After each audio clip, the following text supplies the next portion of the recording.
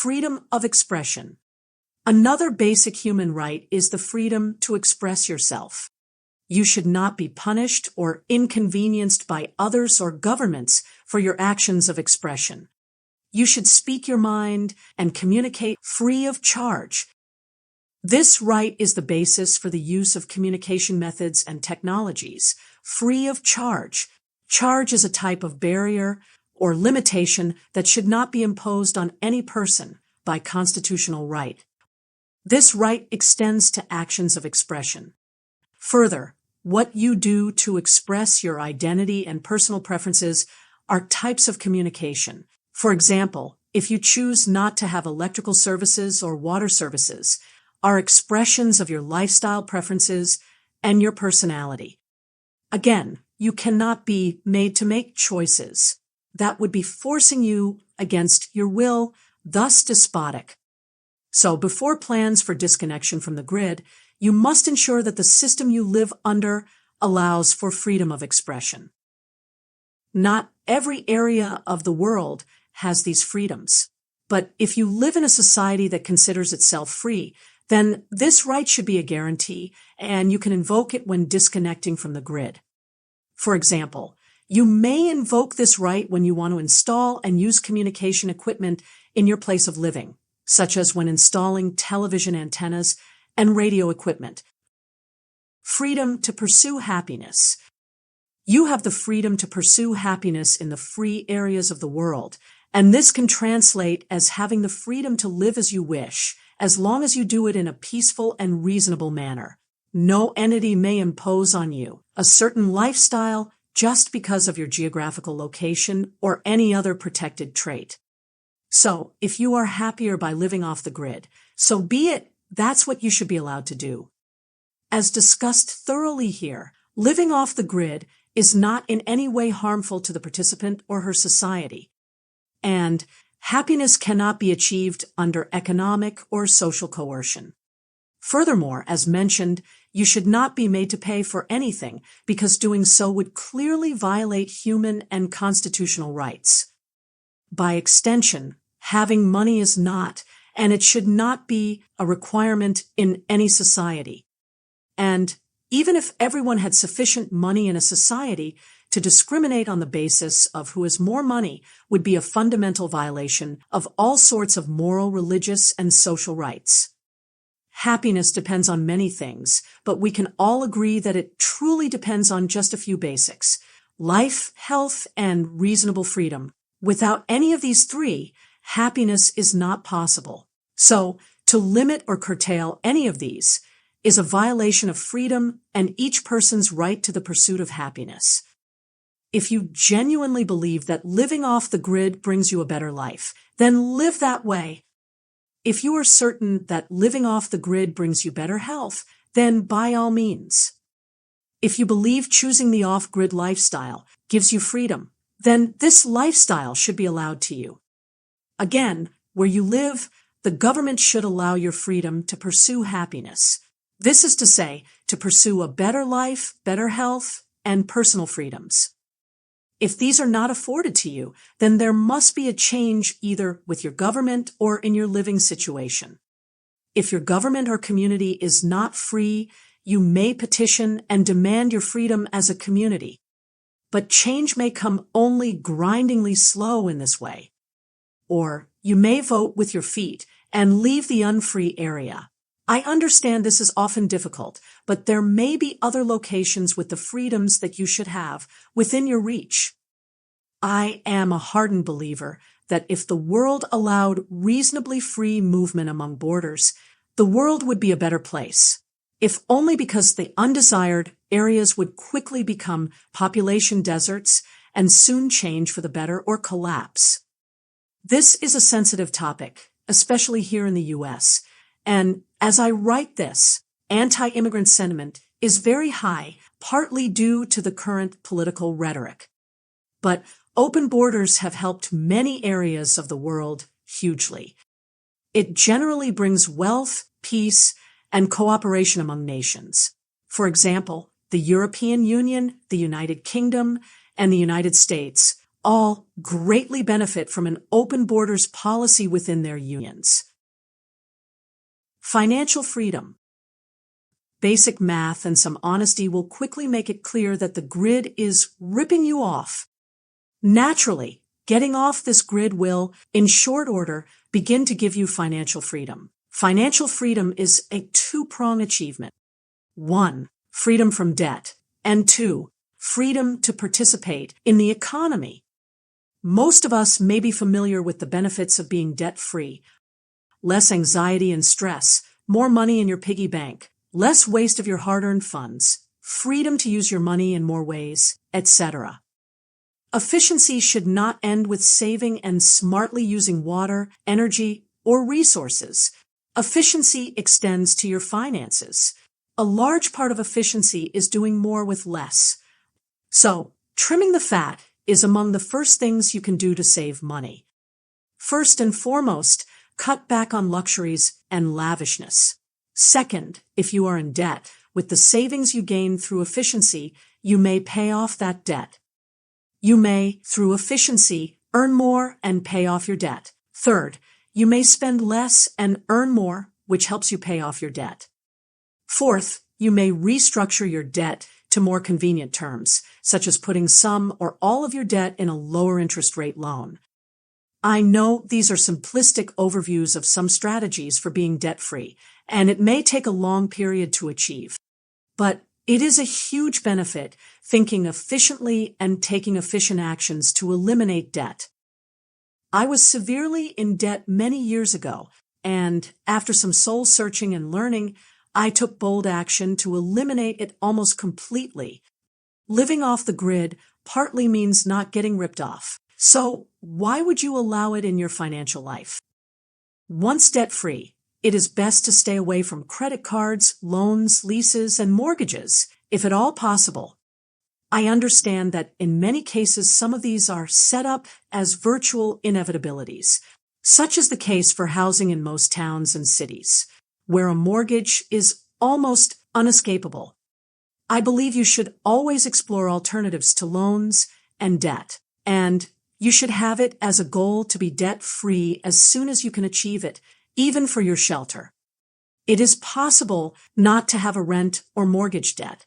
Many people are, right now, not paying any bank for their home or apartment. I believe that home loans and mortgage debt are among the largest scams in history and among the most harmful types of debt for people, especially in the U.S. I strongly believe this because most mortgages charge you annual percentage rate interests that renew every year based on the balance of the loan. This could add up to several thousands of dollars per year, paid extra for an average home in the U.S. And mortgages also include other fees that often add up from several hundred to over several $1,000s per year. For example, required homeowners insurance, flood insurance, loan insurance, and more. Home affordability has all but decreased in the U.S. in many areas and in recent years. In some cases, a mortgage may balloon to close to more than double the original cost of a home. For example, a $150,000 mortgage may end up costing you close to $300,000 by the end of the life of the mortgage. I, for example, in 2006, mortgaged a home with a private lender after being discouraged by my realtor from pursuing a government-backed mortgage. So, I purchased the small home in East Central Florida for about $150,000 at close to 7.5% APR. Due to this abusively high APR, my monthly payments were stupendously high, about $1,400 per month. This high payment was a blow for my modest income level of the time. This travesty happened at the height of the housing market inflation bubble of 2006. And after I reviewed how much I would pay for the home in total, it was over $300,000. This made me lose sleep and was enough to make me want to quickly get out of this situation. Plus, the job market was very poor at that time and area, especially for immigrants like me. Just as a side note, as I write this, CBS News reports that mortgages are at a 20-year high average of 7.6%. Mortgages are the few things that make me wonder, why has there not been a full-bore economic rebellion against them yet? Avoiding, minimizing, and getting rid of mortgages and any debt are central goals of the living off the grid lifestyle. In fact, this is so important that attempting to live free of rent and mortgage should be the off-gridder's goal starting on day one. Among the benefits of thinking efficiently should be to extend that efficiency to the structure you call home. If your home is too large and wasting of space, resources, and features, then it is time to downgrade. You may not need many of the physical features of your home, and others may actually use them or even need them in theirs. So you may trim the fat by selling your home and downsizing to a place that you can fully utilize. With the earnings of your home sale, you may be able to purchase a smaller and more efficient home and remain in less debt or even be debt-free. Make no mistake, being off the grid does not mean being financially broke. Through your off-grid efforts, you'll surely gain freedom to participate in the economy more fully, and I am convinced that with your increased knowledge and skills, your earning potential will improve. With better savings and money management, your wealth may increase. And with more time available, you may engage in smarter and more productive financial activities.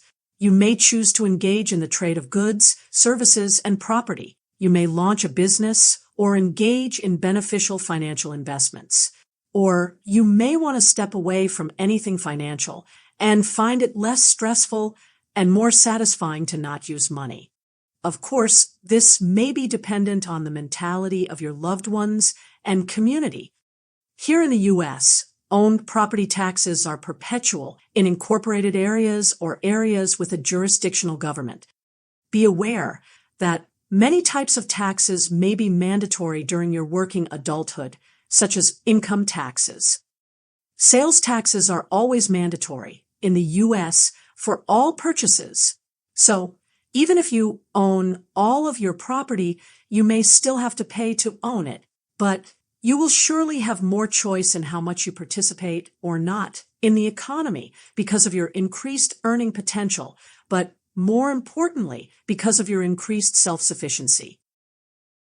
Time freedom. Time is among the most precious resources we have as people. Our society has taught you to sell it in combination with your labor, loyalty, and obedience. These are also called jobs. The average American, aged 25 to 54, spends over 40 hours on average per week at work.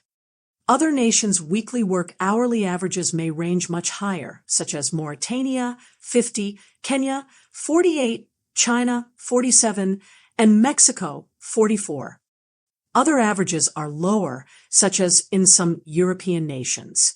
And most people are employed in jobs that are ideal, they dislike, or hate. This is so prevalent that ideal jobs are often referred to as dream jobs. And as we know, a tiny minority is currently employed in their dream job or anything close to it.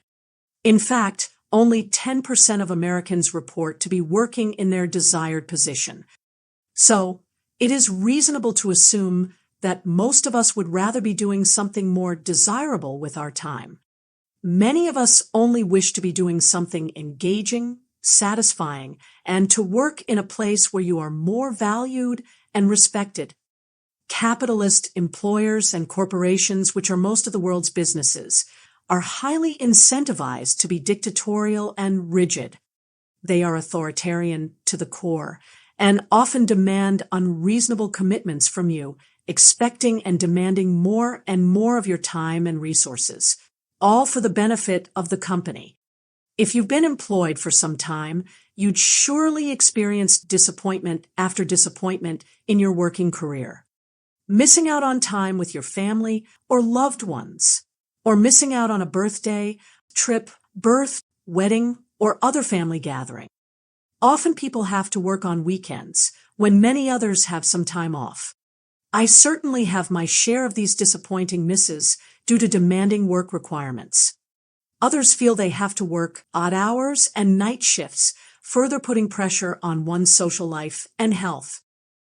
Living off the grid empowers you in many fronts to allow you to claim your time back from the control of your employer.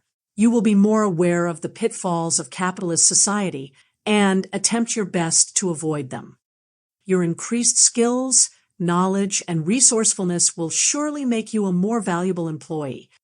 This means that you may gain the attractiveness for other and better paid positions within your company or organization, or in others. You may also gain the power to detach from employment altogether and start your own business, retirement activities, or self-employment. Many people have found the determination to detach and have gone on to start what would be successful corporations. Some may grow to be large employers in a community. Again, living off the grid lowers your need for money by empowering you with skills and knowledge to be self-sufficient in many ways. This less need for money will surely detach the value that employment has in your life, and you may choose not to work as many hours or not work for any employer. That is a possibility and something many have engaged in. Don't get it twisted. You are not lazy or unproductive if you decide not to work for an employer. In fact, this may unlock a lot of time that you can then use for things you value and enjoy. The range of things you may use your time on are too great to list here, but engaging in your dream occupation may be one of them. You may unlock enough time to gain traction in your dream job, enough to get good at it, and become proficient enough to earn a living from it. You may choose to get employed doing your new occupation, or remain self-employed, or launch a business. You may choose not to work in the conventional sense, and do an array of other activities. The possibilities are many,